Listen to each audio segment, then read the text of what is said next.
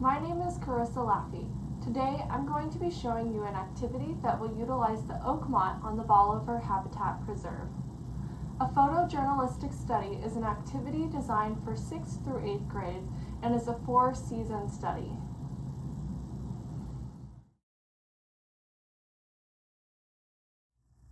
For photojournalistic study, you will need a black and white camera filled with film and a nature journal for each student.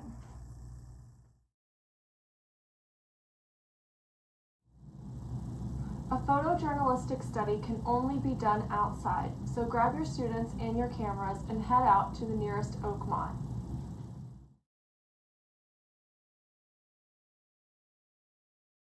Photojournalism marries two intensely communicative art forms into one body of work. Photography, no matter how you manipulate a print, is about as real and honest as it gets. Photographic prints depict reality in the moment the photo is taken.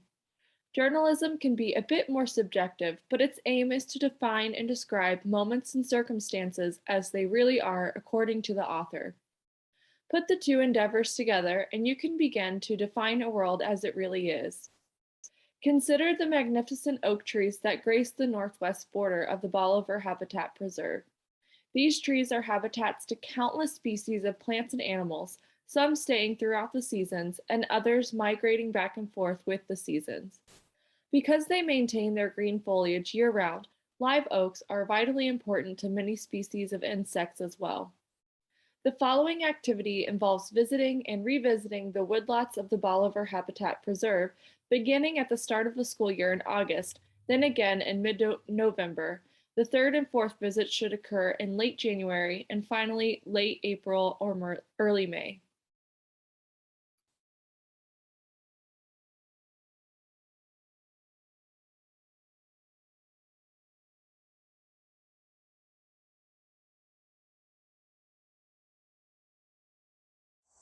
With cameras loaded with black and white film, your students will find appealing frames of the oak trees. Your students can take their pictures from straight up, straight down, or from any angle. You get the picture. Because this is a 4-season study, it is imperative that your students are creating a diagram that shows where their first picture was taken. That way, they can recreate that picture throughout all 4 seasons.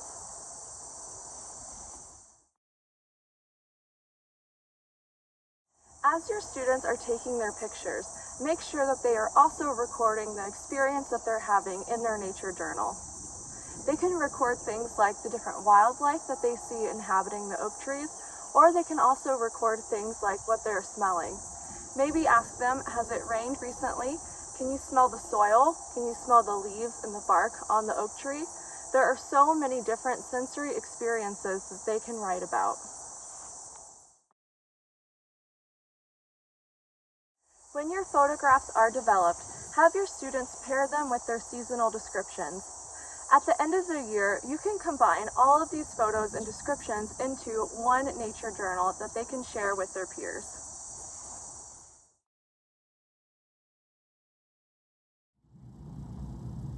In this activity, your students will learn to spot the differences in plants and animals throughout the different seasons. They are also going to learn the art of developing photography.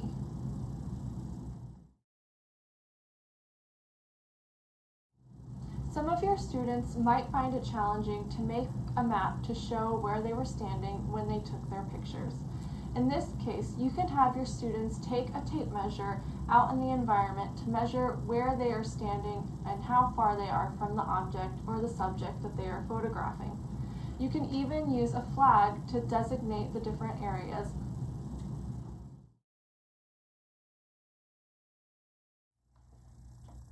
A photojournalistic study is an activity that can be adapted to any age.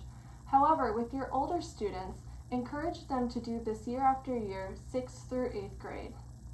Each year, their writing and photography skills will develop, as will their confidence in their work. Their writing will become more intuitive and exciting. To close this lesson, have your students reflect on the observations that they made in the Oakmont during this season. Or you can have your students reflect on past seasons and the differences that they noticed.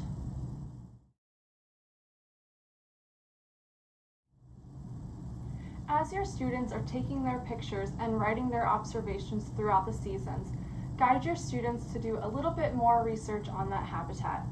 They need to answer the question, why is this habitat so important, and how can I be a better advocate for this habitat?